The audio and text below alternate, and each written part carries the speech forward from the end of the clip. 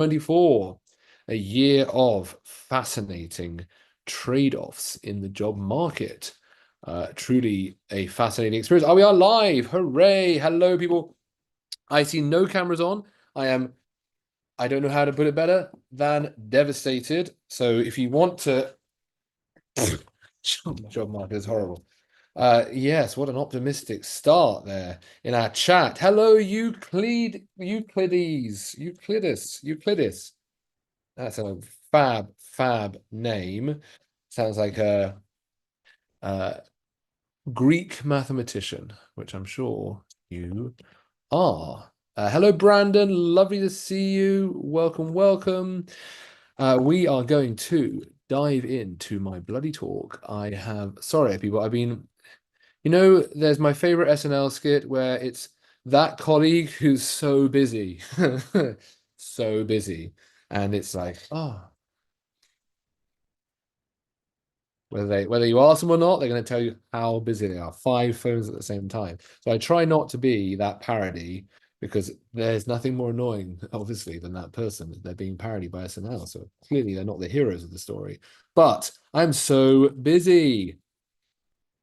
So busy. I've been so busy all day. Okay, here we go. We are going to talk how to get hired in 2024. And I am going to have my slides ready in just a second. And we are going to talk really through a strategy to stand out in the job market. But also, I am very happy for any of you to ask any questions you have, things you want to bounce off me, things you want to bounce off me. And for those people who have questions, hello, Dijambe. Lovely to have you on as well.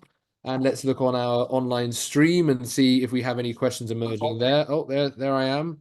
Hello to our online people. Feel free, folk online. Oh, let's get this screen share going. Otherwise, we're going to have everyone having to have their faces who is sharing their video. Oh, let me get my God. I promise you, I am normally highly cogent, compelling. But today I am a pain in the ass. But we are almost, I think I'm set. Okay, I think we're good. I think we are good to screen share. Let's do it.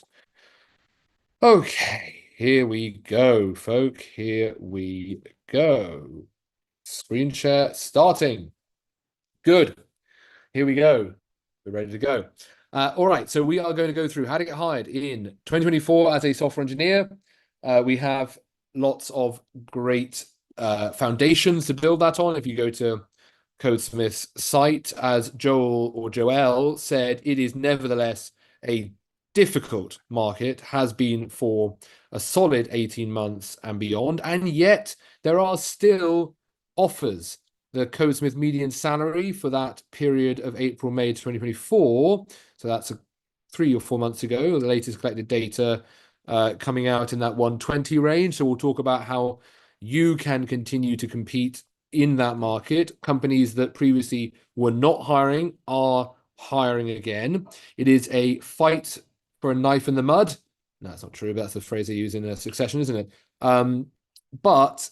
And the median salary, I believe, for the whole of the first half of offers come in for the first half of 2024 is somewhere around this range, maybe a couple of $1,000s lower. But there are still lots of offers out there. So we're going to talk about how you can approach that. Obviously, it's sponsored by Codesmith. You can do this through Codesmith, but I enjoy giving this workshop for whether or not you go to Codesmith because, hey, why not? Given that some of the things we're going to talk about are about particularly overcoming biases or misperceptions in the job market, it would be a shame if those were only locked behind a $20,000 plus program. So it's nice to have them out there in the open, available for all. So here we go. A couple of words about Codesmith because they be the sponsors. We're then going to hear from the wonderful Chris Kay, who has done more in the Codesmith community to mentor folk So much so that I believe Chris won a community scholarship that was a full ride to Codesmith a couple of years ago because they did so much growing of other people as software engineers. So we're very lucky to have Chris along with us today to answer all and any of your questions in the chat and also be available to speak to you after if you have other things you want to understand about your career and or about Codesmith. But headlines on Codesmith: the engineering that you're going to want to do in your career mirrors closely that engineering that we develop in you, that engineering ability we develop in you at Codesmith. So you're working on the kinds of problems that have never before been tackled, particularly the ones involving, let's call it, for want of a better term, AI, but I like to call it productized prediction, to the point that I consider the modern full stack engineer to have another piece of the stack, and that is incorporating productized prediction AI. So we'll look at what that entails in the program, and what we're looking for in candidates are these core capacities. I'm not going to dwell on them here because we're going to talk about them as things to develop as a software engineer. Actually, before I talk about Codesmith for a second, let's hear what we're going to cover in this talk so we don't get bored. Oh, 1 second, everyone. I've got a coffee coming. Yay. So here's what we're going to talk on in this talk. I should talk about this before we go into a few words about Codesmith. Otherwise, we will all get bored, not least me. So we're going to cover how to get hired as a software engineer. What is it to be a software engineer in this era? How will you stand out? It's going to turn out to be primarily about your capacities, problem solving, and explaining difficult technical stuff. These aren't easy things to do, by the way. They're very hard. That's, if you can stand out in them, you become incredibly valuable to a company, and that's what you need to do in this market. Then we're going to talk about where can you do it. Then we're going to talk about why would you do it? We ain't in a gold rush, people. It ain't like jobs falling out of trees. And so why are you doing this? What are the deeper purposes that are guiding you so that you are pushing through that job market, as Joel shared, but also so that when you do get that offer, you're in a place to really value it and grow with it. But perhaps what many of you are here for is how do you go about getting paid for it? So how to get hired is, well, what are you getting hired as? Where can you get hired? Why are you doing this? And then how do you get someone to pay you to do it? So we'll talk through, particularly focusing on what I call the flashcard being the tool for you to show at every stage of the application that you are somebody who has real value to offer, but also that you're going to bring all that value to solving that given company's problems. They care in a tougher market like this as much about whether you have the aptitude, the ability to solve difficult engineering problems. Equally, they care about do they think you're going to bring that aptitude, that energy, that care to solve their problems. Are you going to phone it in, or are you going to be that dedicated person? It may sound trivial, but it's half of what they're hiring for. So how can you show that at every stage at every stage of the application process? Easier to show at the end when you're in the pair programming session with them in the final round and your passion and care shows through. Really damn hard to show when you're applying, because I'm afraid the answer is not writing, hardworking or dedicated. Unfortunately, those are not more than words anyone can write, and so don't go very far. So how can you show that from the moment you apply? How can you show them that you are? How can you show them that you're hardworking and dedicated, not just tell them, because that ain't going to work. So that's what we're going to cover. But just a few things about Codesmith, as I say. Probably best to actually use this landing page of the site of the company. So we'll keep it very simple. It is a program that is looking to build the kind of engineers that the world needs in this era. Those are people who wield technology, remembering what perhaps it was like to have it wielded on them. that produces a kind of engineer that hopefully brings others along in the incredibly important stuff they're building. You're building as a software engineer increasingly the tools used by everybody, solving problems that are not just selling books on Amazon or items on Amazon or even social media feeds, but literally identity level things like healthcare, like legal advice. That's the biggest thing that's come with the rise of AI, is the type of problems that can be solved with software has expanded into things like legal advice. It still requires software engineers to build out those pieces of those tools for legal advice. But now what previously you could only solve with a person, potentially a paralegal or a legal consultant, now you can solve with software. And that's where, the builders, the engineers of that software come in with new tools to help them. But yeah, Codesmith is, while a boot camp, it nevertheless produces grads who typically have a higher professional first outcome from the program, whether they have more background beforehand, whether the bar to admission to Codesmith is quite high, meaning that by the time you get in, you're really able to be kind of refining as opposed to starting from scratch. And I think one of the big signals of that is while you do learn JavaScript and TypeScript, you'll find that over half of alumni use a different language in their job. That's not a failing of them or the program or their job search. That is a sign that they are software engineers, not JavaScript technicians, kind of implementing, JavaScript as the only thing they know, but rather understand under the hood how programming languages work and can work on any language flexibly. Build some really remarkable things. So, for example, TensorFlow's pre-processing layers, some of the code to handle pre-processing image data using neural networks with TensorFlow was developed by Codesmith students. Some of the developer tools around the new protocols for communicating with a browser, things like gRPC, were developed again by Codesmith students. And then also a collection of people that are really interesting. You not only find that the top two majors at Codesmith are computer science and psychology, which is kind of interesting, but also founders and data scientists and a whole range of people. So that kind of gives you the essence of the program. I think we now need to dive in. It does produce people who do very interesting things. These are all people who've got offers in the last roughly 12 months or so.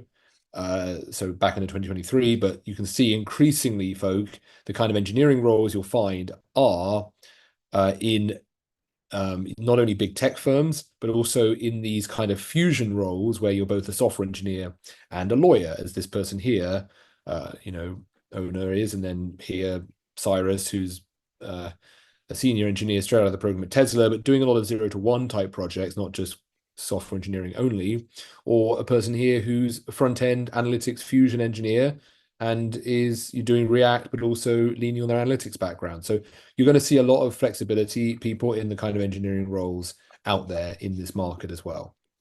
So if you want to get into the program, great. But if you just want to use these free workshops, I encourage you to do so, as Isabel here did, who's at Meta now.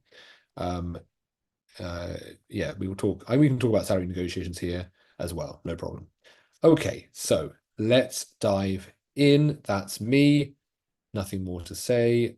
Besides, that's my lovely, wonderful nephew, And Chris, if you want to spend 30 seconds introducing yourself before we dive in, that is wonderful. I will just turn my volume down so that I don't hear you give the candid take on Codesmith. So volume off. Give me a wave when you're done.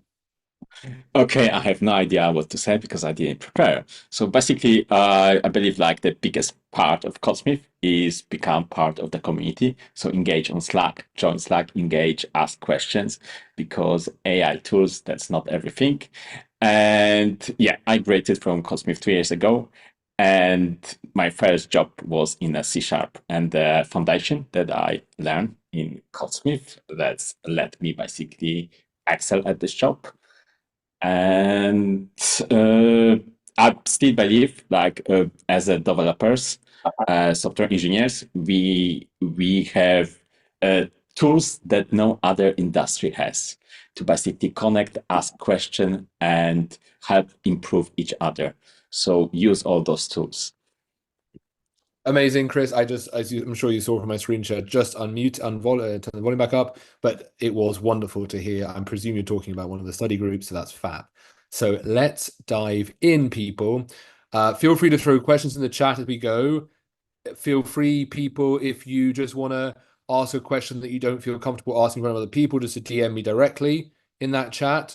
I'll give you my LinkedIn right now, folk, just so you have it. There we go. Just so you have it there.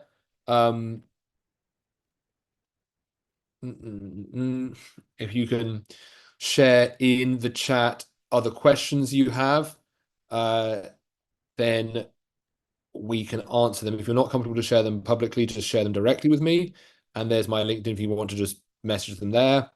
But otherwise, and if you want, we're going to talk about how to refine your LinkedIn, how to do cold outreach. These are things that we can talk about in this workshop. So if you have specific questions around that, please do throw them in, people.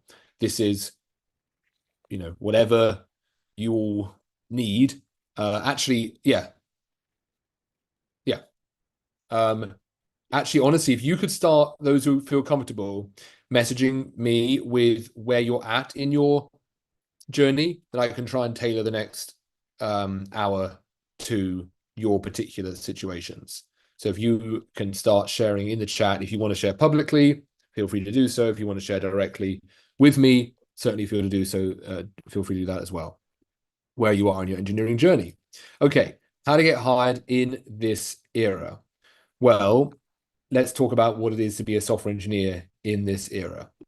It is sure going to be about the tools. These are the tools you need to be a full stack engineer in this era. Front end, primarily, this is at least within the web world, and it might be different in the language you're using if you're using another core programming language, maybe Swift or Java for UI, fine. But at its core, you are building out things that are about maintaining consistency between the pixels you see on the screen and the data, the state behind the scenes. That plays out within the web browser, at least, as HTML, CSS, the languages that let you display things on the screen, the browser features that let you write JavaScript to make that screen interactive, and then UI frameworks like React or Vue or Bun or many others, Angular, whatever, that let you more efficiently and in a way that's more intuitive for you as an engineer achieve those goals of displaying things on the screen that are consistent with what's going on under the hood. That is to say, specifically, people, when I highlight here, I need my cursor to, I need a box to appear. I need someone's written code to make a box appear around this bit of the screen, but also it needs to be tracked under the hood in the state, in the data of this Google Slides application, that this box is now the highlighted one. Somewhere in the code, somewhere in our runtime in the memory live, it will say highlighted true about this box, about this piece of this component, this element on the page. So that's your front end. But where's all that stuff you see come from? Well, it's from computers, servers that serve up, provide the code to run on the front end. You're going to need to have some framework, runtime, language that works in that environment, in that backend environment, the place where you serve up the code that's going to display things on your screen. There's a range, but just to give you some example here, Node is one option, but there's other options, many other backend or server side runtimes. And then you need a experience with storing at scale lots of data. You can store data in local memory when you use JavaScript or some programming language, but you're going to go very far and very long. So you need to have computers customized for storing lots of data known as databases, and the programming languages to interact with those, like SQL, but there's lots of different database types. So, where's that code coming? Where's that stuff you see coming from? But that might be across thousands of computers. We may only have one computer open when I open Twitter or X, but it's loading from X's headquarters and or maybe Amazon's headquarters, given that they handle a lot of the, you know, a lot of the cloud. How do I get my code onto that? Well, that's where infrastructure comes in. These are the tools that let you get the code you're writing loaded onto lots of computers. AWS, Docker, Kubernetes, Azure, Google Cloud Platform, all of these are about ensuring that if I'm front end is what do I see? The code writing the code to display stuff. Backend or server and databases is writing the code to send the stuff you see to the computer, the user who opens it, and retrieve the stored tweets, for example, in X. Infrastructure is getting the code onto all those computers that's going to serve up the pages, going to serve up the tweets across a lot of computers, making sure it works across all of them at the same time. That's the infrastructure. Developer tooling is dealing with the biggest block of all, which is us as engineers, making sure we're performative, making sure we're as efficient as possible, making sure we're writing code that is easy to collaborate on, well maintained. This is things like continuous integration, CI, or deployment, CD. This is things like Git to collaborate and maintain the version history of our code base. And then here's the bit that I want to add to the pile, people, add to the stack. Stack is the set of technologies that you're using as a modern software engineer. And that is this ML adjacent piece. That is the, I'm just going to mute everybody, by the way, just so there's no background noise. Forgive me, people. That is the ML adjacent piece. This is the integrating prediction into the applications you're building. So if you're building something like Suno, which is a song writing tool where you prompt it and it produces you a song according to the lyric, according to the prompt, it's got lyrics, it's got musicality related to your prompt. The prediction piece there is convert text prompt into audio file, output of audio file that the user likes, and maybe then be able to tweak it. That's using, as we'll see in a moment, under the hood, a model. A model is the predictor that can convert really effectively and predict really well the best audio file in response to your text prompt. Okay, so surely that's just plug and play. Integrating that into an application is a interesting ML adjacent, ML ops type problem. You're going to need to care about things like understanding how the prompt by the user should be formatted, should be structured, what the data pipeline is from the user's prompt to the deployed model, the prediction model. Maybe you helped with the deployment. Maybe your team has an ML engineer, but maybe it doesn't. Maybe it has a data scientist. Maybe you helped with deploying the model, making sure it's live on the internet so that the user can actually write their, write me a song about a coding bootcamp in this reggaeton style. That's now got to be passed to an API endpoint, a place where it can, like a URL on the internet, where that can be passed to the model and get the prediction of the audio file. That's a deployed model. It's live on the internet. That requires smart judgment calls, which may be done by you as a software engineer. The predicted musical file, if it's going to be tweaked or edited, is going to require further integration into your application.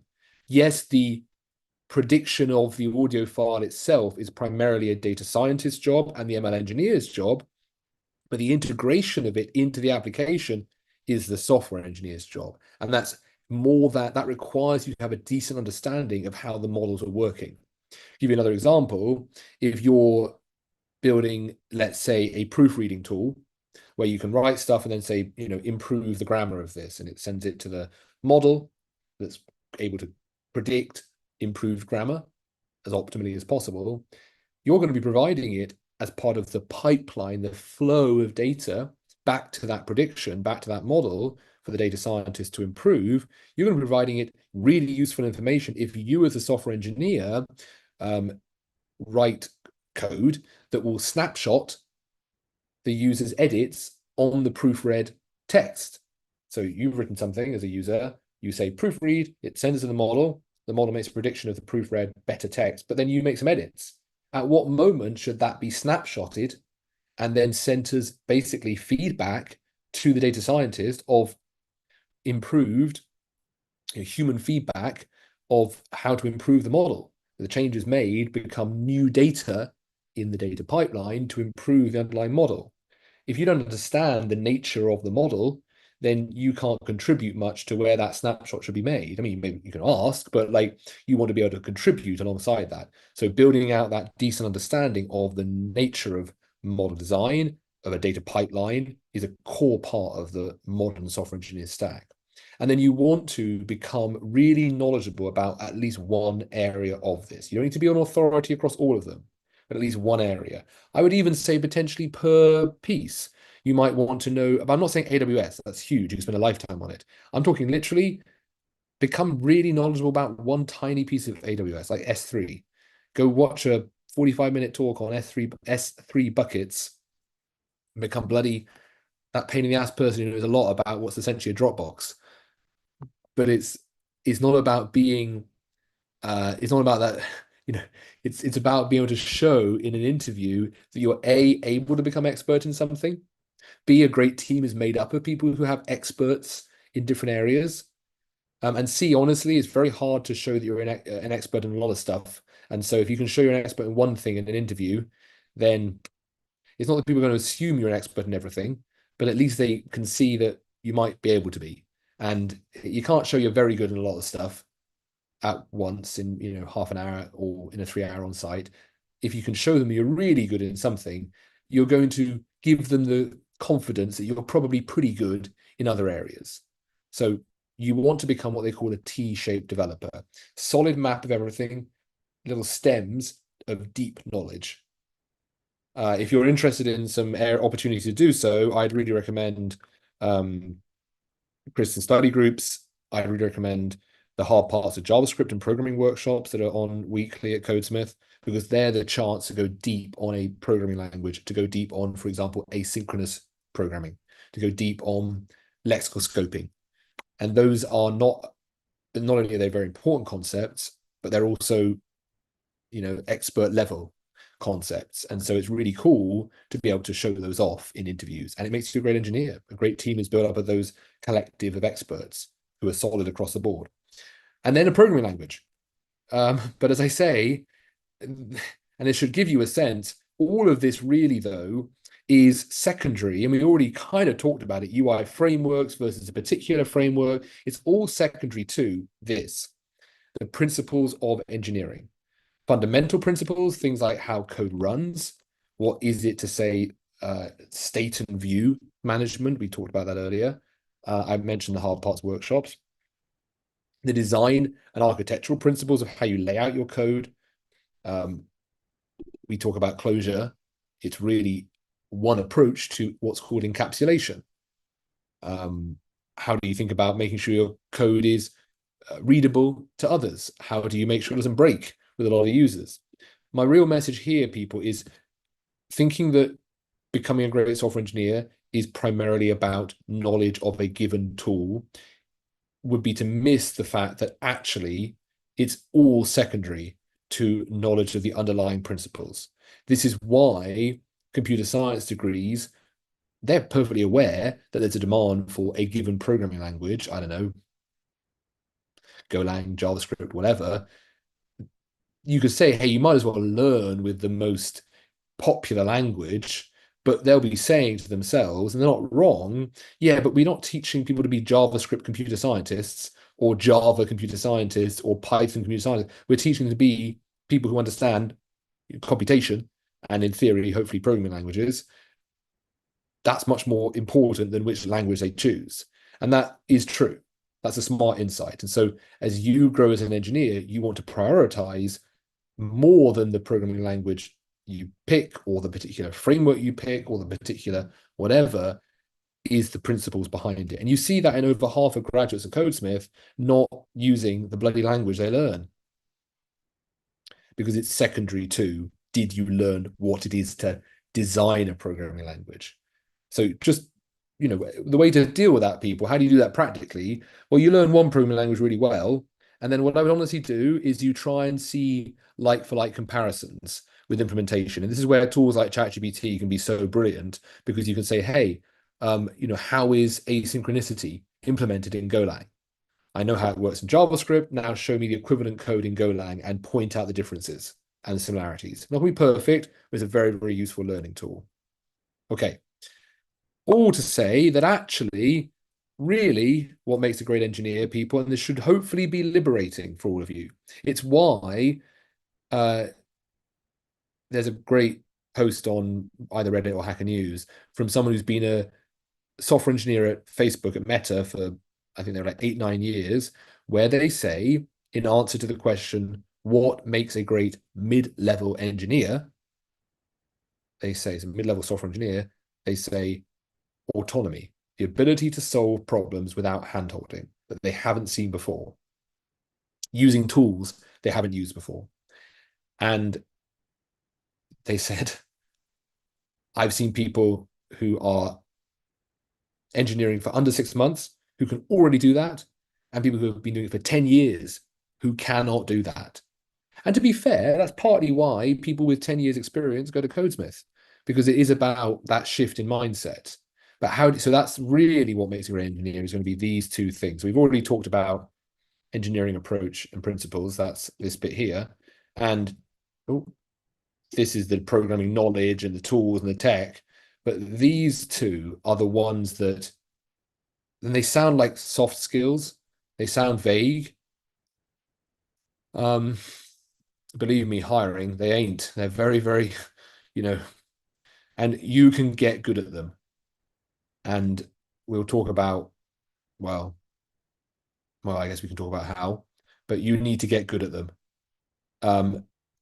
They're liberating, though, people, because they're not years of experience. Years of experience may be a proxy for these. That's why a recruiter might ask.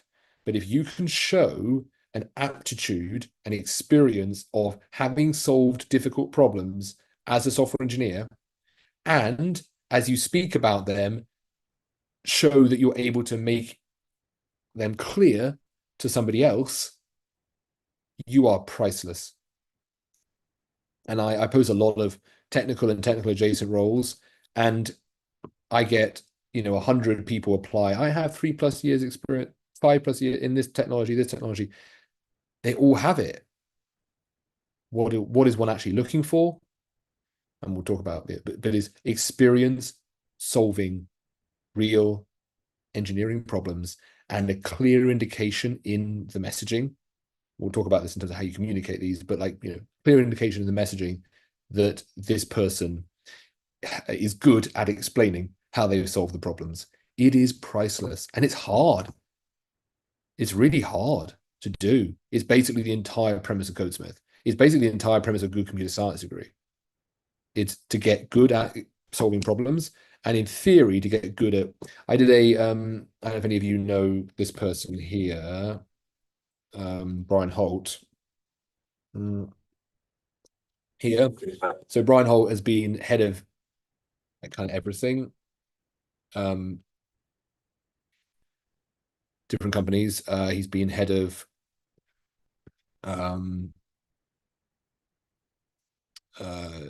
he's been senior UI. He built the UI platform in React at Netflix. He introduced at Reddit React to Reddit.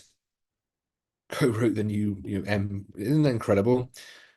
Obviously went straight into Microsoft as a staff engineer, but came to run the whole Visual Studio editor. So truly like an extraordinary leader. And he said the most important class he took at his undergrad in computer science was the technical writing course, the how to explain stuff. And I was just on a call with a person called Jim Pinkelman. Jim Pinkelman is very cool, who's a new advisor for Codesmith. Jim Pinkelman, Microsoft. Runs Microsoft Research, or did until pretty recently, on all their AI stuff. They are actually doing a big kind of research piece for Codesmith about how central technical communication is to being a great engineer. Like people, it's just everything. So in practical terms, what does it mean? Engineering problem solving. Your job as a software engineer, folk, is to convert the needs of whoever the stakeholders are, whoever the people are, who it could be users, it is users, it could be the business leaders, it could be the principal engineer, it could be the engineering manager, it could be the product manager, it could be the QA lead, but it's needs. They have needs you have to try and identify. Often takes That's half the job, is identifying and specifying what those needs are. Uh, they are not even able to fully express those needs because they don't understand the engineering scope. Even the principal engineer doesn't. Even the principal engineer does not close to understand the detail of the problem you're able to solve in your area. So helping them understand what is even the possibilities within the software, that is to say, within the technology level, the thing you're building in, is half the job. That's why, if you can deploy, let's say we get better agents, engineering agents like the Dev and AI things, let's say we get better versions of those, they will be phenomenal to help you once you've spent half your time, which is identifying the needs, actually go ahead and implement in the technology level, in the software. But the first half of engineering problems solving is understanding what the bloody problem is, pulling it apart, figuring out what the person is trying to achieve. And you're able to help them understand that because you understand the scope of the possibilities, because you understand the technology system, the software. You understand the possibilities of what can be built. And then it's to work those out and deal with all the edge cases and go about implementing it. That's engineering problem solving. It takes two key things, I think, personally, two key things. One is having experienced hitting blocks and not being able to break them apart hundreds of times until you have in your soul a confidence and a conviction that it's worth continuing to struggle for this next problem because you've seen every single time previously, ultimately, you found the answer. It doesn't matter if it's a new technology and you become confident within the domain of software engineering that you will be able to break down any new problem.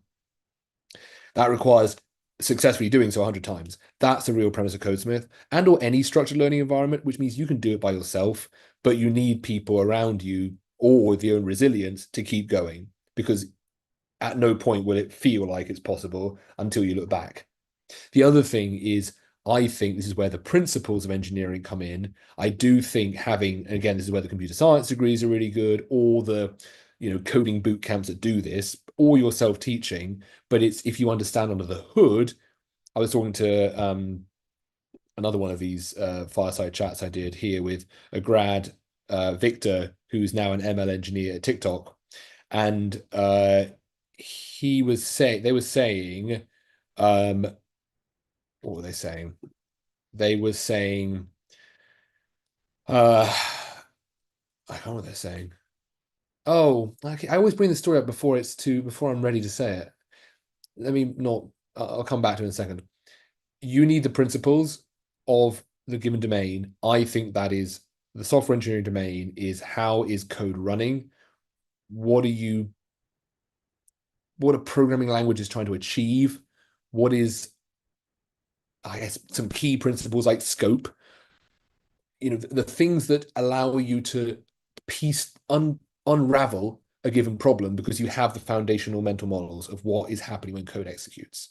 That might be, what is the web system? What is a runtime? If these words are unfamiliar, having a mental model of how they work, I think is crucial. The reason I brought up Victor He is I think you can translate those and develop those mental models to improve your problem solving in other areas. Hopefully, in a sense, you can diversify your knowledge into new areas, ML, or I don't know, bloody carpentry, whatever. You get good at building mental models more generally about how a complex system works that you can then problem solve with. I think potentially there's a benefit to, knowing the limits. Like within software engineering, I have mental models. In ML engineering, maybe you can use the same like ability to develop those, to develop them over here, but I can still see the value to cultivating those under guidance of somebody, an ML masters or whatever. Victor did it using the Codesmith method, as he describes it, to develop the ML stuff, but you could also do that through, as I say, an ML masters or whatever. Technical communication is the ability to explain those complex mental models you have to somebody else. If you can do that really well, you are just a priceless engineer because now you can multiply others around you. Not only does it make you quickly ready to be a senior engineer, because the primary thing that defines a senior engineer, not only are you able to solve difficult problems autonomously, but you're able to enable others to do so. That's all about getting your conceptual understanding of the code base or the problem or whatever it is into their heads. So these are the things. I'm sorry I'm dwelling so long on this because people are here to know how to get paid for it. But I want to stress this because it can feel very disempowering, folk, when you're told, well, you need to have X number of years experience with this technology professionally. And you're like, wait, but I'm in a catch-22 here. You're telling me I need that, but you're not allowing, no one's allowing me to have an opportunity to do that until I have it. There's been thousands and thousands of Codesmith graduates who've got jobs that say on paper X number of years experience, where they don't have X number of years experience because having hired people without X number of years experience myself many, many times, it's a good proxy, but an imperfect one for what one really cares about, which is I want to see that this person can problem solve at the level I need, possibly X number of years experience, and communicate difficult concepts reflective of the person who typically would have done that via a number of years experience, but that's not what you're hiring for. I don't even know what it means. 2 years of doing React, I care about whether you've accumulated the problem solving experience with using React to solve problems, but I don't even know what 2 years of React means. Like, doing what? I do know what, have you tried to build a UI where you faced problem X, Y, Z, let's say, I don't know, picking up a legacy code base that the React piece is only a small part of the code base and everything else is in jQuery and custom templating. I care whether you've had to solve any better examples than I care if you had to solve. Oh, I care if you had to solve. Oh, shoot. Actually, React is too restrictive in how it, or too prescriptive, sorry, in how it handles its unidirectional data flow. Not unidirectional data flow, one-way data flow, and they're two separate ideas, but they're one-way data flow, and it's basically leading to prop drilling, a hell of a lot of a pain in the ass passing state around, or passing data, sorry, not passing data, passing state, passing values around to be displayed way away from where they're defined, or having originally be maintained as state and displayed in components 10 steps away. And yes, it's good to make sure it's really maintainable, but bloody hell, it's a pain in the ass to write. I care about, and then you've gone, okay, well, we can probably put up with, at least in this part, kind of, using new techniques that prevent that, and then just documenting it well.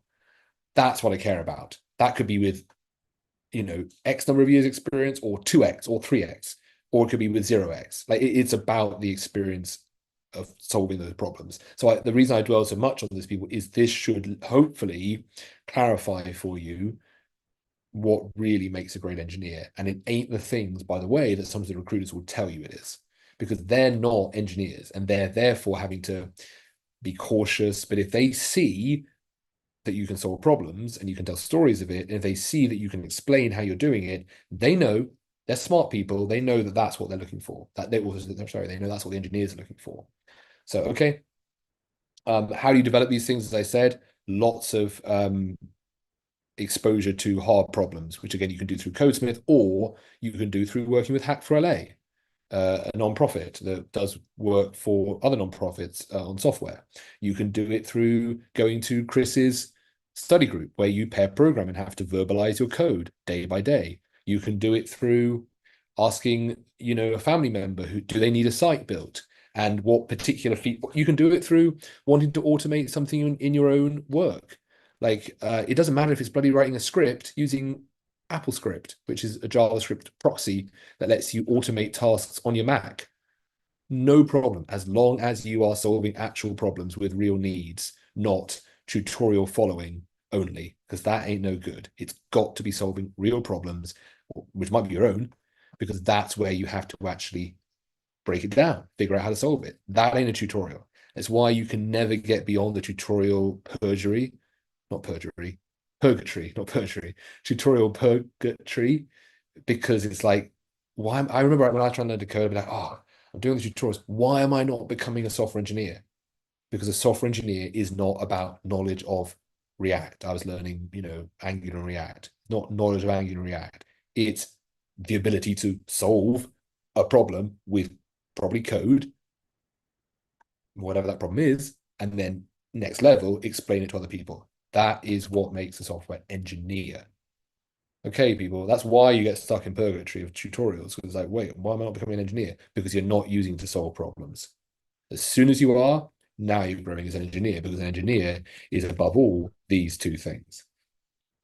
And the other three. Okay. Jesus. Long rant, wasn't it?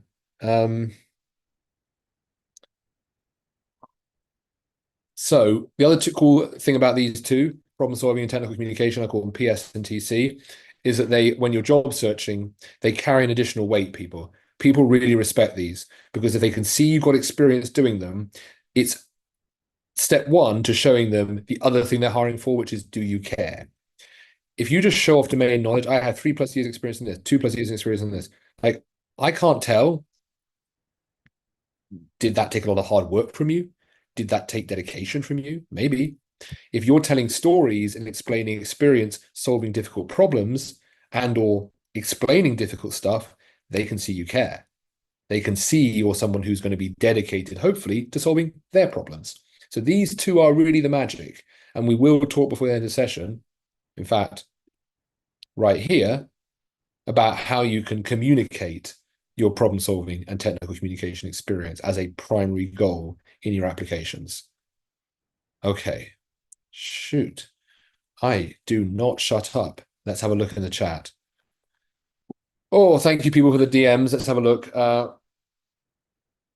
We're going to dive in now to where can you do it? Not the most revolutionary piece, but useful, I guess. Why would you do it? And then we're going to spend the rest of the time. I'll keep these to 3 minutes because it's not the most revolutionary stuff. And then we'll spend the rest of the time on how to basically, you got experience in these things we're just talking about. Let's make sure you're perceived as such. Okay. Just looking at the chat here, people. I don't want to miss. We've got great questions in here. Thank you, Marquis, sorry. Great. So, Marquis, forgive me if you want to correct me, please do jump in. Marquis,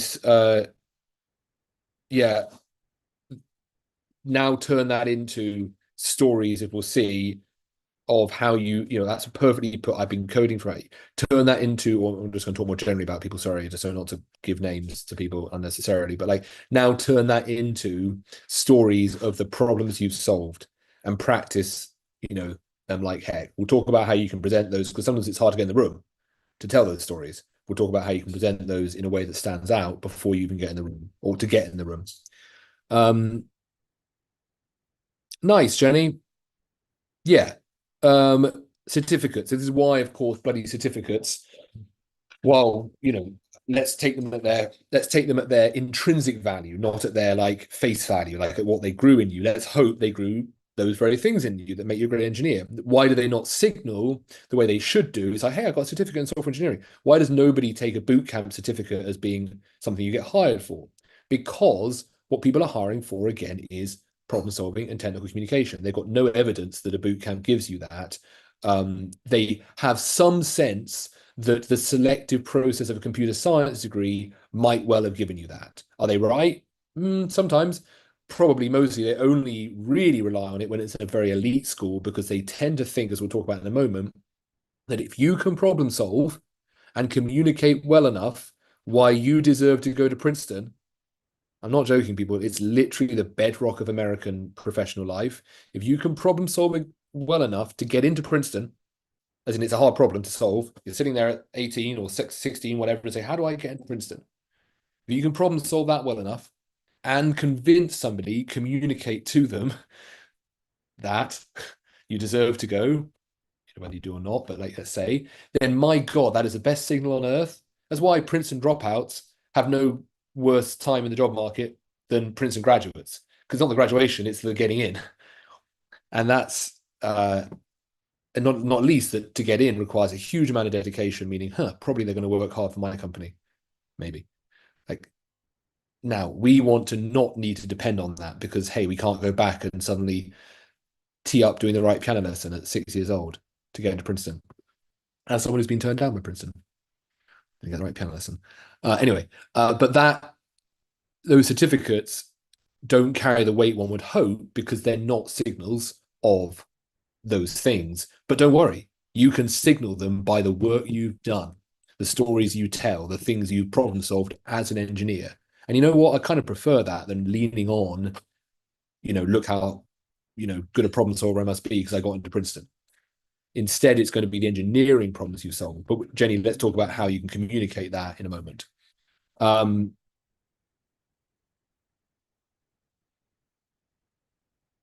that's quite cool. Uh, Great questions by Anthony. Mm, mm, Great question there from Anthony. Let's what kind of Microsoft add-ins for Office products can we complete as a project as part of a portfolio? I don't quite get the question, Andy. Don't mind following up with it. If you're saying, can I write like VBA scripts to or other scripting, Microsoft scripting language stuff around those products? That's kind of cool. That's kind of interesting. Web3 is definitely a little bit of a trendy term that's become even less trendy. I never loved it in the first place, but yeah, I wouldn't get too bogged down in that. University degree. This is presumably the New York fellowship program. Um,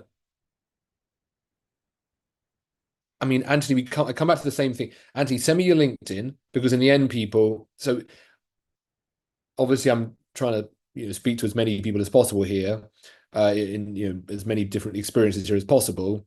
So uh, the things I've shared that make you a great engineer, Anthony, those are all well within your grasp, whether or not you went to university. That being said, as I shared, people do associate a recruiter or otherwise a university degree, especially from a school that maybe catches their eye, with this person must be good at problem solving because it's hard to get into those university degrees. This person must be a good technical communicator because they have to communicate why they deserve to, and maybe they even got better at the university. So let's come to how, even though Anthony, everything I've described you can do to make you a great engineer, the block you will experience is a real one to ensure that you cross that threshold and are interpreted as the great engineer you are, despite not having that university degree. So let's come back to that in a moment. Um, uh, uh, uh, BS, Jordan, thank you for sharing. Laid off from a front end role, only at the previous company 1 year and 10 months. Yeah, Naya or Nia is spot on. Um, Jordan, let's see your LinkedIn. Again, just DM me your LinkedIn's people, and we can, try and give some feedback on those before the end of the session, or otherwise separately in a message. Yeah, Ash K will share. BS in computer science, working in customer support, especially SQL experience projects allow me to notice. Yeah, Robert, great background. Like, no problem. We'll come to it. We'll come to it.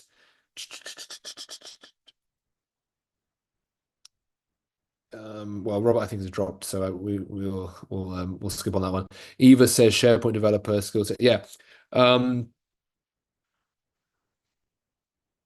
people, I want the the building of the experience piece is get yourselves. Oh, let me. It maybe Chris. Can you hold on? Let me just get into CSX Slack and let me send you all an invite because here, and Chris will be delighted to help you on this. Let me just put this for everybody in here.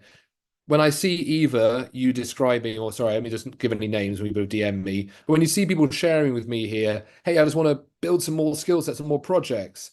Like, I'm like, oh, get yourselves in this bloody CSX Slack and just start connecting in the study buddy session and elsewhere to start working on projects together, going through that, building those stories. Um, yeah, that's great, Eric. Eric, if you want to give me your email, I can message you separately on that. Obviously, great program, as I'm sure you know. Hey, yeah, we got a question here. Um, is a T-shaped developer basically jack of all trades programmer? Uh, that's an interesting question. That's like a gotcha question. Um, I think you need a map of all areas and a readiness to solve a problem using whatever tool is required. Yeah. But the stem of the T is, but goodness me, you're able to become an expert. And you're going to go through your career becoming an expert in bits as you go. You're going to dive deep into bloody, I don't know, a new protocol because that's what your team's using. You're going to dive deep into, I hate to say, rubbish stuff like integrating with some pain in the ass CRM, custom database, because that's what your company needs. You know, your company uses HubSpot and you're going to use HubDB and you're going to spend a bunch of time figuring out their bloody API and why it's not working and reaching out to support and the engineering support to integrate their HubDB with your own production database. Like that, but you can do that because and the company's confident you can do that because you've shown ability to be an expert in at least something. God, there's so many great questions here, people. Um, yeah, Naya, I'd come to the workshops I have on what AI oriented engineering teams look like. So those are, if you just go to Codesmith events, they're always coming up. Like there's a bunch of them. If you just go here, Naya, I'll just put that in the chat here. Shoot, people, there's so many great questions. I don't want to miss all of them, but um, Alden, that's really good. Well done, Alden. Yeah. Send me your LinkedIn. Let me have a look on what your resume looks like. People feel free to send me your LinkedIn's as well. Um, yes, Vague, spot on. Um, and they do, but you've got to show them it. And so let's get to that, I think. Fab, I agree. Hack for LA is great. Um, yeah, and people who send me their LinkedIn, I will actually, if you can connect with me on LinkedIn and just message me there, just in your connection message, just say, hey, Will, you said you could look at my LinkedIn. Um, okay, let's get back to it, people. So before we talk about crossing the chasm, yeah, whoever 12132 is, they're on point. Maybe they're just an AI endorsing my statements, but I doubt it. It seems very astute. Okay, so next sec, we talked about what makes a great modern engineer. I hope I've stressed you enough, and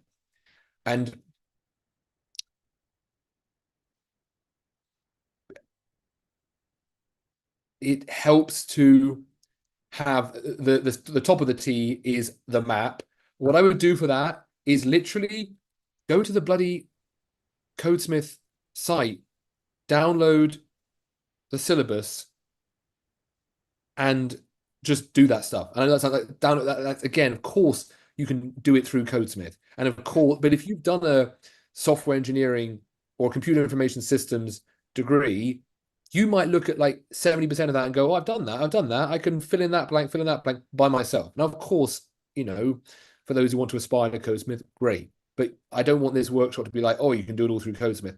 you can fill these blanks in yourself, but you do need a community, which is again why I'd encourage you to go on the CSX Slack group, go to the study group, and start to build those bonds to fill in those gaps. I don't desperately care if you don't do it through Codesmith, as long as as long as you tell everyone else about Codesmith in the meantime. Okay, so that's what makes a great engineer. Where can you do it? Basically, you can now do it, and this is really cool, people. Actually, the only place it's a bit harder to do at the moment are the big conglomerates. They overhired so much during COVID that they haven't still got close to offsetting that. I have a talk on the tech market that's it's on YouTube, I think, but it looks at they overhired in what's considered almost the largest mobilization of people outside of a wartime, the largest mobilization of workers outside of a wartime. Amazon, Google, Meta, they have laid off between 5 and 12% of their software engineers, but it doesn't come close to the number of software engineers they hired. And the demand fall that they faced, for example, Amazon's e-commerce predictions went up this whole level during COVID. Rather than continue up, it didn't. It went straight back to the long-term trend, but they hired as though it was going to continue up for the rest of the time. It went back to the long-term trend, meaning they're still about now reaching kind of normalcy. And so the big tech firms, but everywhere else is realizing very, very quickly that they have to be software engineering first organizations, or let's call it digital product first organizations. If you're a healthcare firm, you do not look at software engineering as the thing you outsource. It is core business. If you're a finance firm, oh my goodness, you've got emerging competitors that are digital first breathing down your neck. So the huge growth for Codesmith alums have been in finance, healthcare, IT telecoms, automotive. Yes, still software pure as the biggest, but now you don't need to feel you're going to sacrifice a quality of engineering career path if you don't go to Dropbox. Like the old days, like if I'm not a Dropbox or I'm not whatever, I'm not going to get a great engineering culture where I'm taken seriously. Now, the directors at JP Morgan Chase are former Meta lead engineers. That's you can go to Walmart Labs and maybe have a better. We had a grad who was actually one of our engineer instructors who she chose Walmart Labs over Amazon. You couldn't have imagined that historically, but now the engineering culture there is potentially, she said, at least as good. So yeah, it's a big shift. You can do it anywhere. But it's probably going to need to be remote or hybrid. It's quite hard to get on-site only as a software engineer. There has been obviously push for hybrid, but even that is not really taking off in many companies. At least from Codesmith data, a lot of sort of software engineer generic and increasingly a lot of software engineer adjacent roles. So I'm not adjacent, it's not quite the right term, but let me just look at the grad offers channel here. I'm not going to screen share this, obviously, but some recent offers. Software engineer, fine. Software engineer, software developer, software trainer, software developer, software engineer, software manager with full stack development duties, software engineer, senior software engineer, application developer, full stack engineer, software engineer, product developer, software developer, front-end engineer, experiment engineer. Interesting. Senior data analyst, backend developer. This is a Snap apprentice. So that's kind of a software engineer, but apprentice, like associate apprentice type thing. I'm trying to see some. They're all kind of software engineer, honestly. I'm just trying to see if there's any ones which are a bit different. Senior DevOps engineer, React software engineer. These are kind of all generic, aren't they? Or like basically all software engineer. Like you're going to see fewer and fewer like front end only because it's hard to define what a front end would even be. If any of you have used, like if you think about like a Google Slides or Zoom we're using right now, that's a front end application, right? There's a big front end to that, right? The thing you're seeing. Do you know how much? I mean, to be fair, as an application there, it's probably essentially running how depending on how it's implemented, like a client side backend. But even within the browser, Google Slides, let's say, like that might literally have all the characteristics of a backend architecture. Multiple processes happening in parallel, like heavy caching and database management. Like you can use it offline. It's got a heck of a lot going. So to call that front end would be complete misnomer. So you're going to basically, my point is a lot of software engineer, not, you know, front end or back end. Okay. Anyway, just wanted to share that. Oh shoot, sorry. Sorry. Anyway, there was nothing too personal there, just people's titles and names, which I think is fine. But sorry about that.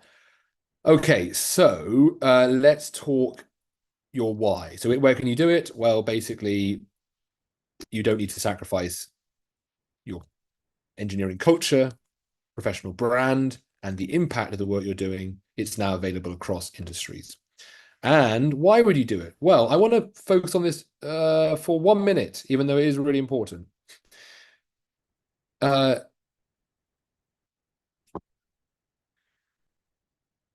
I went to, quote, learn to code because I didn't want to be another person who had, let's say, founder ambitions and or wanted to be at the center of stuff professionally and couldn't do what I felt was the core medium for being at the core medium for doing stuff. And that was 10 years ago, right? It's still barely just begun. Much as, well, put aside any political statements, but Mark Andreessen and Ben Horowitz are interesting characters, but they have the most, overused, but it ain't stopped statement, which is software is eating the world. And it is just beginning, people. Two major pieces are really, I think, driving it. Three, maybe. One is AI. It opens us up to building software that is, oh, hey, my love. Opens us up to the possibility of, hey, sorry, one of my sisters is here. It opens us up to the possibility of building software that is what I'd call stochastic. Stochastic means it involves uncertainty and or probability and or randomness associated with uncertainty probability. That is, there is no traditional software, if this, then that, if that, then this. Instead, it at least appears via its level of probability, level of complexity and associated probabilities, it appears to and does provide nuanced guidance, predicts with a degree of certainty, uncertainty, and probability the next word in an answer. Well, that's exactly how human language needs to behave. Human language can't be expressed in a purely programmatic, deterministic way, if this, then that. So therefore, we could never give legal advice with software until you have stochastic software, probabilistic software, productized probability, productized prediction of next words, but with a probability. That is game changing. But it's not the only one that's introduced software into whole new domains. Another is software oriented, or what's the word? Sorry, my sister's talking loudly in there. Software determined. Software defined, that's a word. Yeah, software defined stuff. What I mean by that is software, if you're building, sorry, my sister's talking very loudly and it's reminding me of childhood. Hold on.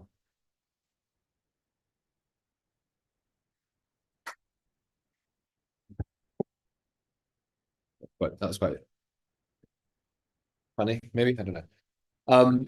Software defined layer. So I'm a bit tired, but if you're here's a good example.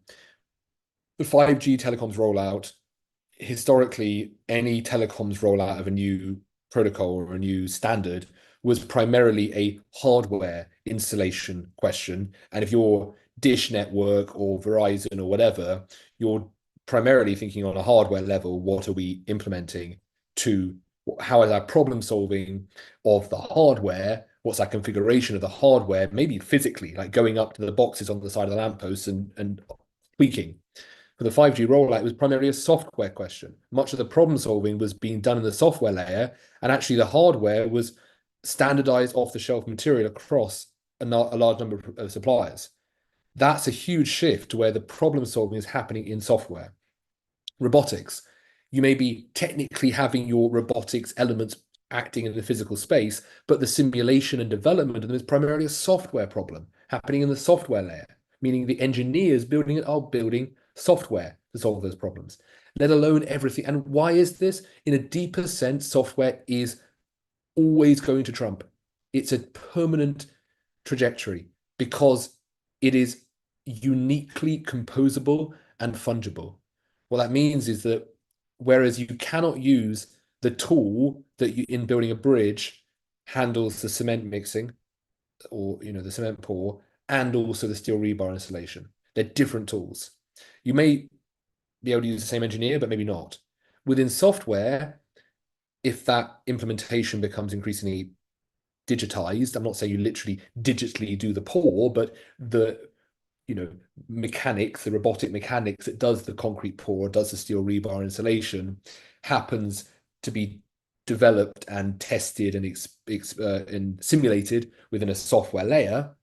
Now that can be the very same software, the very same framework, React, whatever, literally, or Python or whatever, that is used for, I don't know, building out an app for your Ring doorbell. Nothing else can have such fungibility, means it can be used anywhere, or composability, meaning it can be combined up in ways that haven't been done before, but achieve new goals. And the same engineers can do them. So what is your motivation? Is it to be at the center of that?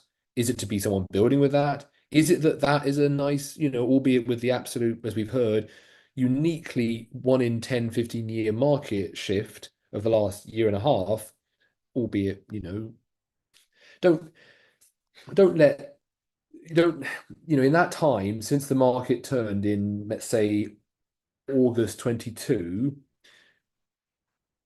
well over 1,000 Codesmith grads have got offers. So it's not like, first year offers, let alone obviously alumni beyond who've either been laid off or changed jobs for other reasons. So it's not like, it's not, don't get yourself too down, but it is obviously, not the gold rush it's been. But what is your motivation? Is it that impact in that core space? Is it that you like the ongoing learning because it is a permanent state of learning? Is it that there's some, stability versus other roles and reward accordingly? Find out your why, and while acknowledging that your why might not feel quite as strongly the stability, especially in the first kind of year or two of the roles right now. But be aware that there is a survivorship bias kind of thing, right? Where, if somebody has maybe had for particular reasons in terms of how they're presenting their LinkedIn or whatever real challenge in their job search, they're going to continue to, share that. And those who succeed have left the market and no longer share that. So just be aware of some of those feelings of it's not to take away. I've been there, having had the worst job search after college. Of it is deeply challenging, and that's why we're here to talk strategies on it. But coming back to your why is a crucial part of that. Okay, I went way over there, but let's now talk about how you can get someone to pay you for this. So let me just put this, if you give me 1 second, I just need to put another slide in here that I have that I want to include, which is this one. Okay, so now how do you convert that capacity, that experience that you have into getting somebody to pay you for it? Because they'll bloody pay you for it. Now you're getting paid to do something quite intellectually satisfying and rewarding and impactful and respected. It ain't bad. So how do you get that, what I call cross the chasm? The chasm is you have the experience of solving interesting problems as an engineer and explaining them in here, but bloody hell, how do you get someone else to see that? You want the reality, you have it, to be equal to the perception they see you as having it. Okay, so I'm going to put kind of 3 statuses of software engineer here. Junior engineer, this is someone who is able to solve problems with maybe tools they've seen before, or using solve problems they've seen before using tools they've used before. Mid-level software engineer, let's call it generic software engineer, solve new problems with new tools. senior software engineer, enable others to solve new problems with new tools. You want to be perceived at the same level you are at. It is extremely easy to be underperceived, to be perceived as less than you are, especially earlier in your career. And that's your job to not be. It's very difficult to be overperceived. You might think, oh gosh, I'm overselling myself. Believe it's you. Engineering interviews are the best of a bad bunch of interviewing. Interviewing is bad in general. It's a really bad way of assessing someone's ability. We actually at Codesmith tend to have people work with us for a bit of time before we even hire them, because that's how you really measure somebody's ability. But not every company has the time to do that or the desire to do that. As far as it goes, though, software engineering interviewing is best of a bad bunch, because at least you get to actually do what the job is on the on-site. Not perfectly, but if they say to you on the on-site, hey, can you we've got a bug here in the code. It's not, here's what we wanted to do, here's the feature we need to build, help us understand why it's not working, what process you'd go through. I mean, that is the job, roughly. So to some extent, at least at the final round, you are going to show them and therefore hopefully be perceived at the level that you're at. But it's before that final round. It's when you apply and they're maybe a bit lazily prioritizing what school you went to, or I don't know, even other things which aren't always very fair. Or phone screen, where you're talking to somebody who is not an engineer, but has to get through quite a few calls that day and has a really good read on if you say things the right way, that person's probably a good candidate. But if you haven't practiced and learned to say things the right way, they're just skipping over you. So that's what we really need to focus on. We're going to come to it. At a Codesmith, you can see it's roughly kind of most people get that mid-level software engineer role. To do this, you need to, at every stage, show them that you have the experience with the key 5 things that make a great engineer, with particularly problem-solving experience of engineering problems, hard engineering problems. I'm not talking generic problem solving, hard engineering problems, and at explaining those things to them and other people. And equally important, that you care. Well, let's look. Here we go. So you want to build a flashcard.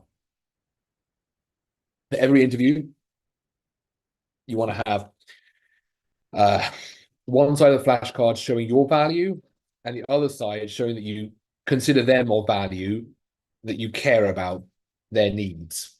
Companies hire you for 2 things. One, you're special, and the other, you're going to bring your specialness to solve their problems. You've got to show them at every stage, can't just tell them with your flashcard. You've got to show them on one side your value, evidence. And when you're first applying, if you're sending a message or whatever, it can't be more than like they can look at it in 3 seconds and go, oh, that person has really good experience solving difficult problems. How the heck do you signal that in 3 seconds? We'll see. And you may want to try and show you have good experience explaining difficult technical stuff. How the heck do you show that in 3 seconds? We'll see on the next slide. On the other side, you need to show that you care, that you are dedicated and interested in their engineering. Because if you have that, you have the other half of what matters. You have the ability to convert your value into value for them. Your value just stands by itself. If you're not bothered in converting it into value for them, it's not very useful. In a really hot market, they might just take the risk, but in a tougher market, they need to see that you will convert your value, you're good at this stuff, to being valuable for them. That depends on you being bothered. How the heck do you show that? Well, actually, in on-site, it's kind of easy. Your passion, the way you talk, the way you engage, the way you talk about, the way you, I don't know, solve problems live. You're trying, you're showing up. But when you're applying, how the heck do you show them you're dedicated and interested in solving their problems? I'm afraid, unfortunately, saying I'm hardworking, you got to show it, not tell them, because anyone can tell them. I have a little note here, as I've said before, getting into Princeton or similar schools is so often used as a signal of you caring, because it takes a lot of care, I guess, in theory, to get into Princeton. Our goal together is to not depend on that stuff, because unless it were available to you to go and do right now without, social cost of giving up, your life and whatever. And yeah, it isn't. So that isn't very fair. You need ways of showing that now, and we can do that. And then how long have you got? Well, you've got maybe 2 seconds to 5 seconds to convince them of your value and that you're going to, have that value is going to convert into value for them in the application. And then 3 hours plus on the on-site. It gets a hell of a lot easier. So here we go. What's it look like at each stage? Well, when you're applying, it is really, really short. Your flashcard, the things you need when you apply, and you're going to put them in a message. You can have them on your LinkedIn profile, above the fold. You can have them as, I don't know, 2 headline bullets at the top of your resume. You can have them as key resume bullets, but they should be things that show from an instant glance when you're applying, whether I say a cover letter message, a short message attached to your application, reaching out to the recruiter, to the VP of engineering, whatever it is. Maybe, it's when you apply and it's just on your resume, and they can glean it, they can get it from just looking at your resume for 2 seconds. Make sure they can. That there are two things that stand out to them. One that shows that you have very real experience solving difficult engineering problems. That is not, I have 3+ years experience in React. It might be, and this is why Codesmith grads over leverage, I mean, appropriately so, on their open source work, because people in industry respect open source contributions. So Codesmith students will over leverage or leverage the fact they've built something in open source. And actually, someone mentioned they went to Rhythm School, a program that also has some emphasis on this. And there's a couple of other programs that do this as well, focus on open source contributions, because it's hard. It's not building a full stack app, which you can do as well, but it's building some sort of tool or library that solves other engineers' problems. So you'll end up with a bullet or piece in your message, but think about it in your flashcard, 1, 2 bullets. One bullet is about your problem solving. You'll end up with an easy 10-word statement like, most recently I've been working on, like that one that Kenny worked on, the gRP Seek one. I've been working on gRP Seek, and obviously Kenny got to speak about it at Google at their gRPC conference. But so Kenny could write, I've been working on gRP Seek, a gRPC monitoring tool. I actually spoke about it at Google's headquarters in the gRPC conference. So that would hit great problem solving and great technical communication in one go. But you don't need to have done an open source contribution. Actually, many of you in your work will have definitely have encountered difficult enough problems, but you've got to identify what the problems were that you were solving. And that can take a bit of thinking and planning. So we heard someone earlier share, hey, I've been an engineer for a year and 10 months, but my lack of experience is hurting me. Year and 10 months, many people would love that. But what you need to do, and that's not to take away from how hard the job search has been, but it's to identify within that work, really just one in the application stage at least, one really standout piece of evidence of your legitimate problem solving. I would say, for example, it could be, I don't know the nature of the work, but like it's not, I've worked on multiple problems with React Node, whatever. That doesn't tell me what problems that doesn't tell me you solve a problem. It would literally be potentially better to do a very tightly defined problem you've solved. Let's just go back to that was, I want to not miss that message. It was, they said,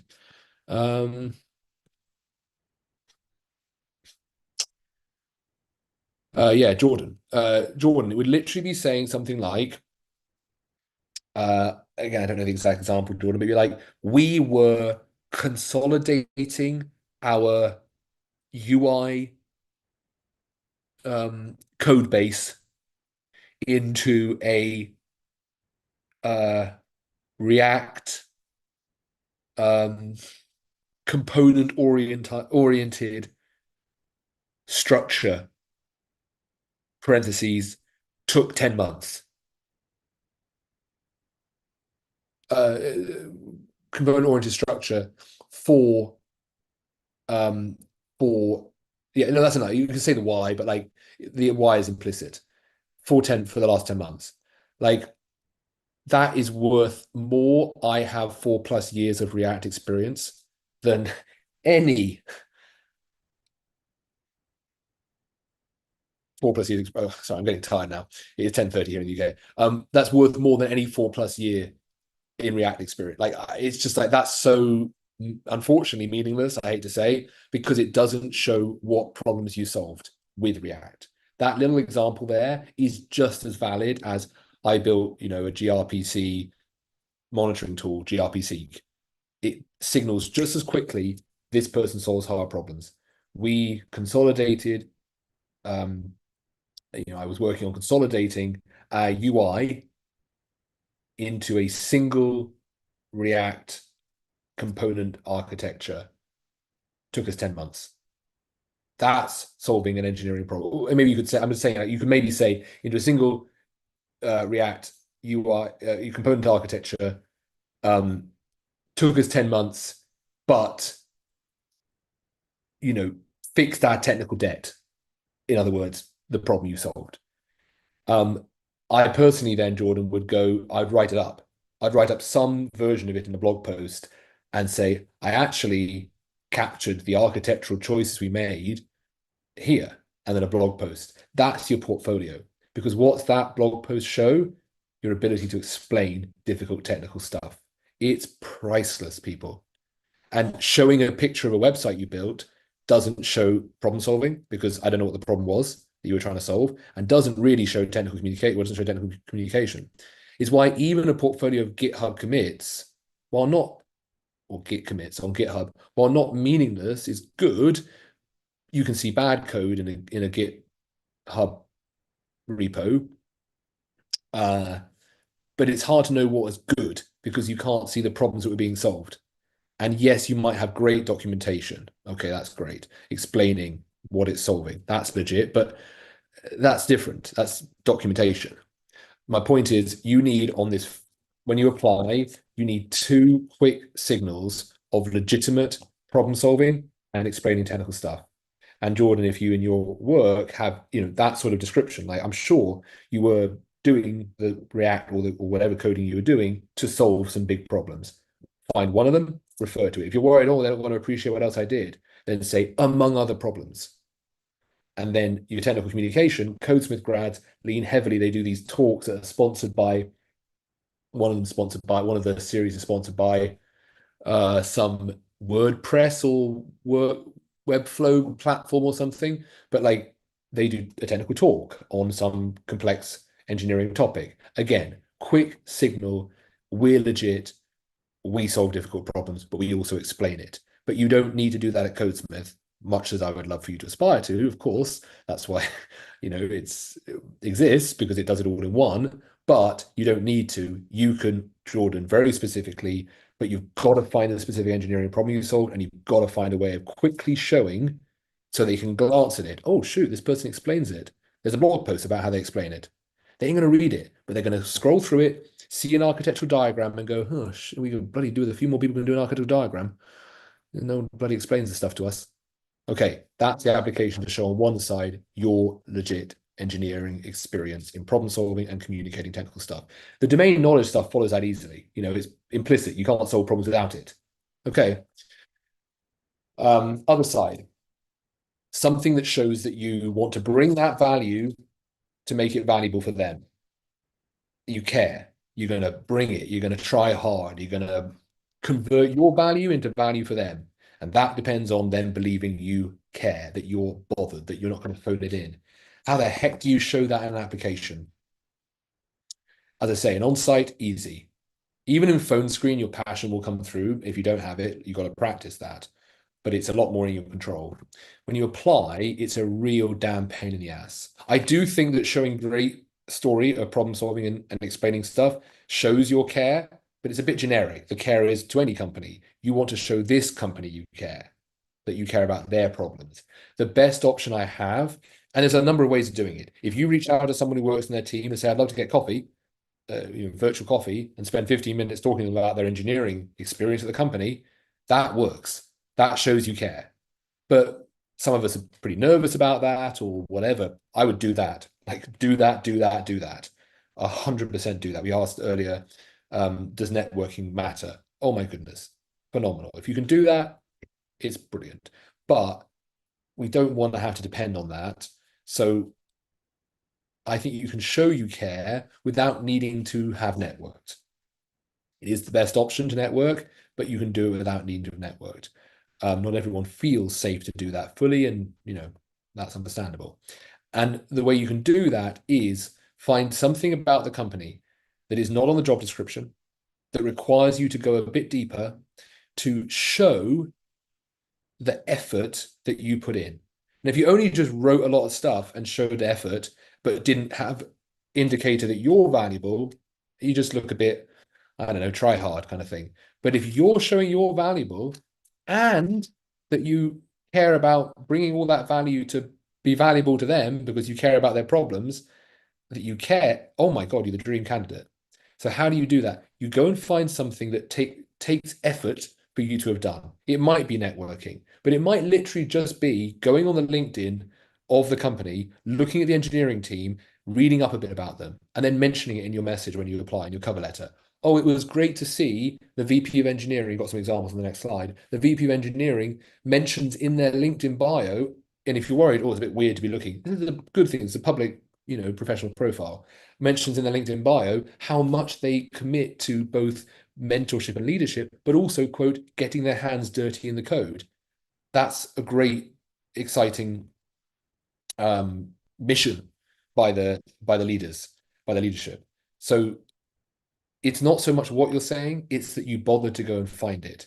And in a way, people, if ever you were taught to write a cover letter that matches your experience with the job description, maybe we were taught this at college, right, or at university or high school, whatever, the real reason for doing that was not because they were like, now I can see how your experience matches my job description. They're not reading it for long enough. They were never reading it for long enough. What they were doing was seeing the effort that went in for you to do that matching. And when you send that letter, the cover letter with 250 words where you matched your experience to the job description, book, one after another, they were like, okay, this person tries. Serving the goal, show you care. The problem is now that you can put in that job description and your resume into ChatGPT and say, write me a custom letter. And they know that. And therefore, its real purpose, which was to show you care, that was a real purpose. Not really. They're not going to read it closely enough to see how your skills really match. It's to show you care. Its real deeper purpose is gone. So you got to find another way of showing you care. Could be, as I say, networking, but can also be finding something about them, about their team, something that is not on the job description. It might be a blog post by someone on the team. It might be, ideally around engineering, tech. You want to show that you're invested in their space. People, it may sound so obvious, but it is the hardest bloody thing I think out there. For a long time, I've been explaining this idea and always bring up the fact that I've wanted to try and get like mentors or whatever outside of Codesmith, and I never have the guts to find that thing that would allow me to connect with the person. And every time but since that, I've actually done it a few times now in the past 2 weeks. And I'm happy to say, people, I reached out to a journalist at the Financial Times and with a cold message. They went to the same school as me, but we never spoken before. And I did what we're meant to do, which is find something that shows I cared.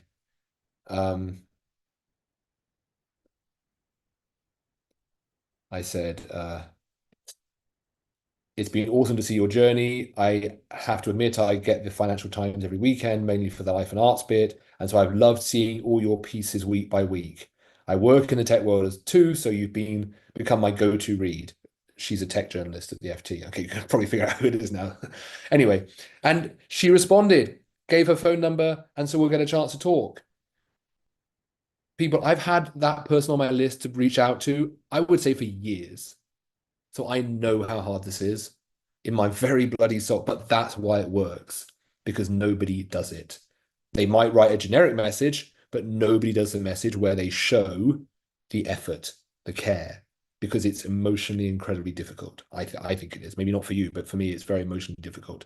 For some reason, we have a block on it. Is it fear of rejection? You're committing something. That's why it works. But that also means you're tying some of your emotional energy to it. But that's what you've got to do if you want to stand out when you apply. Don't get me wrong, people, you can quick apply, no problem. Get those out, that's fine. But no, and that might, if you get your resume and your LinkedIn really good, might show one side of the flashcard that you're valuable. But of course, it will not show that you think they're valuable. And that automatically puts you in a bigger bucket of everyone else. If you can show that you're valuable, but you think they're valuable, now they're really interested. But I know it's hard. We'll look at how to do it in a moment. In phone screen, showing that you think they're valuable is about thoughtful questions to them, ideally some involving the pre-research you did, right, about them. But it's just the engagement as well. Showing that you're valuable on the phone screen may be a bit different to what you think. It's not when they ask you, tell me your experience with React, or tell me your experience with, I don't know, UI development. It's not, let's say, React, listing out the features you've used React for. I don't even know what it's about describing how you've used React to, you can guess it, solve problems and explaining it well. So it might literally be, React, yeah. Well, when I think about building user interfaces, I have a couple of goals in mind. And then you might describe them. React tends to solve two or three of those depending on the situation. Well, most recently I was working on building this developer tool and we needed to visualize the data we were monitoring. So we were dealing with fast updates and then you start to describe how React was a good choice. But you might also be like, well, actually, I could have used any framework. We could have used Vue, to be honest. Actually, we ended up using React less because of the overall benefits as UI framework. Really, with React, Vue, they could all have done the job. What was interesting was when we started to deal with some of the specific situations using React in this application we were building. So we were having to display, and now you can start getting into it. You were having to display monitoring data from, let's say, this gRPC protocol. So this was going to form, I don't know how this protocol works, but let's say going to form a series of line graphs where we were going to display, let's say, the last 30 seconds of values, but we also want to be able to quickly pull up the previous 30 seconds. We wanted to cache that locally. We wanted to also then maintain it persistently, I don't know, maybe in a server, I don't know, perhaps, but like it already very quickly started to come to, and it turned out that actually maintaining that view of the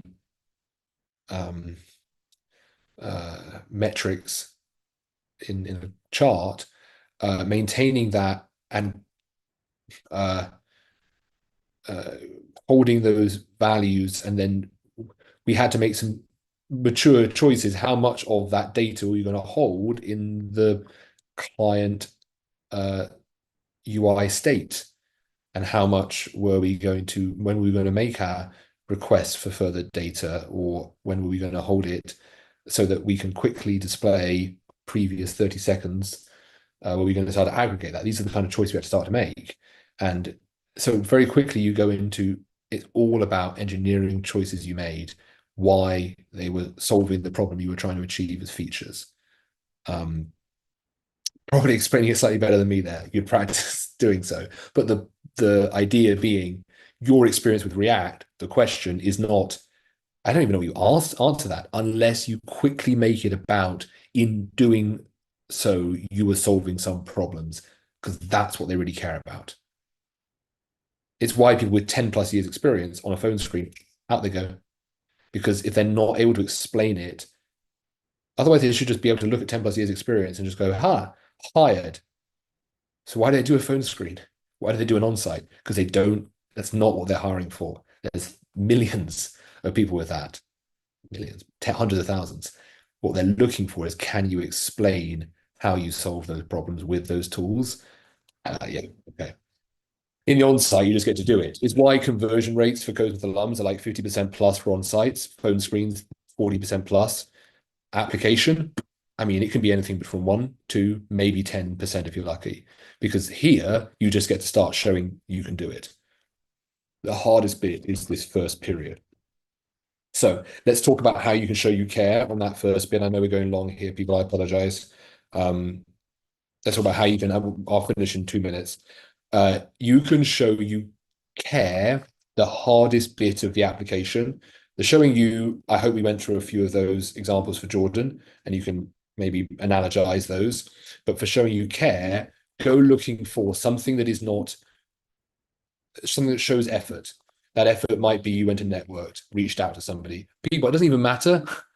It's not ideal, but it doesn't even matter if you were to say, I actually reached out to a couple of engineers on the team, Jess and Richard, whatever. Jess and like, it doesn't even matter if they didn't respond. I mean, it's probably not ideal, but it's like, because they might go and check and say, hey, then my person might just be like, yeah, I actually didn't get to respond to them, I'd love to. In other words, it's the showing of effort. That's what counts. But another simpler way of doing that would just be to go and find a blog post. For example, this one here. I love this one by Riot Games, where they share in this blog post the bugs they're fixing. Yes, it's from 3 years ago, but that's fine. You just say, hey, I saw it a few years ago, but really cool that the team is sharing your patching strategy for bugs, client-side bugs, or even server-side bugs.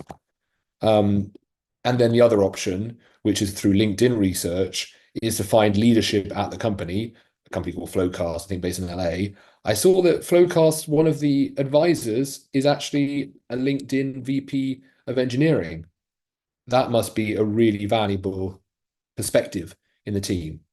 You're not even saying that much because it ain't really about what you're saying. It's about the fact that you have something to say that was hard to find, took a bit more effort. It instantly shows them you're valuable, you have value, but you're going to turn that value into value for them because you're bothered. Okay. Oh, goodness me. Thank you, everybody, for going so bloody long. I feel very long. Jesus, I don't know why I was so long today. Thank you, everyone. I put my LinkedIn up. Let me put it up again. You can feel free to connect. If I said I'd look at your LinkedIn, please DM me on, oh my goodness, Chris has just messaged me saying, why are we not connected? Yeah, Harvey, feel free, please, to certainly yeah, send me your LinkedIn. If you DM me, add me, and then or not, yeah, add me and do a little message with it. That shows up. If you look here, people, that shows up here, so I can easily see it, and I'll take a quick look and add a few comments. If I haven't got to your question, people, forgive me. It's getting late here, but I'll do this workshop again in a few weeks, and feel free in the meantime, as I say, to reach out. And my email, I'll just put my email in here as well if you want to message. We do have these great, thank you, Eric. We do have these great admissions experts who are primarily available to guide you on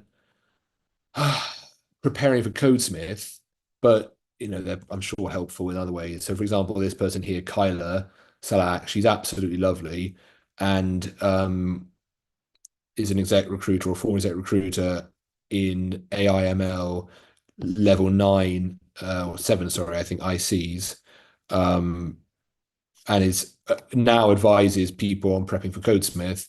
But if you want to talk to any of these admissions experts, they're also super helpful. So there's Kyla, Christina. Anyway, they're really great. So if you want to talk to any of those as well, they are. I'm just so tired. Oh, Clarissa, sorry, their name is Clarissa. If you want to talk to any of those, there's another one here who are able to answer your questions on preparing for Codesmith, but also I'm sure can help on engineering strategy in general, or engineering career strategy in general. All right, people, you've got my email, you've got my LinkedIn. Connect with me so I can see your LinkedIn and give you feedback where you ask for it. But that, people, I think is it. Look forward for a message from Chris tomorrow. And I, as I say, really encourage you to get into that CSX Slack and start connecting with each other. I saw 1, 2, 3, 4, 5, 6, 7, 8, 9, 10, 11, 12 people join the Slack. So please, I will maybe Chris, can you do a little message and get people connected to be able to start working on projects if they want to in the chat there? That's it. I'm sorry I've not been able to read more of these questions. If I didn't respond to your question, please send it to me on LinkedIn and I'll respond in writing. Thank you, people. I got to go because I am bloody exhausted. Cheers, everybody. Bye bye. See you, Thank you, folks. Will. Thank you, everyone.